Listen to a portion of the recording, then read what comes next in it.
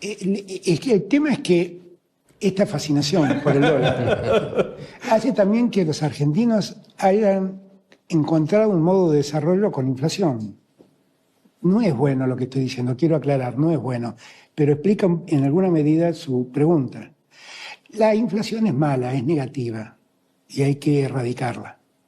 Es cierto que nosotros heredamos un país, porque esto también hay que tenerlo en cuenta, que el mes en que yo asumí la inflación fue del 53%, casi 54, 53,8. 307 puntos de inflación fueron los 4 años que me precedieron. Y cuando yo estaba en campaña, yo le advertí a los argentinos, no crean que el problema de inflación se resuelve como decía Macri. Una inflación de esta naturaleza no se resuelve de la noche a la mañana. Lleva tiempo. Nosotros heredamos a Macri, tuvimos una pandemia, vino una guerra que desató un proceso inflacionario en todo el mundo y que impactó en dos cosas que para la Argentina son centrales, alimentos y energía. Y eso potenció el proceso inflacionario que veníamos trayendo.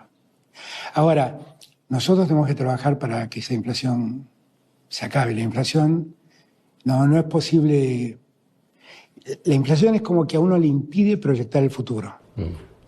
Y por lo tanto es todo más difícil. Es cierto que lamentablemente los argentinos somos casi expertos en proyectar el futuro con la inflación. Pero es una experiencia que no le deseo que alguien más la tenga. Lo que tenemos que hacer es erradicar la lógica inflacionaria de la Argentina. ¿Y cómo se hace eso?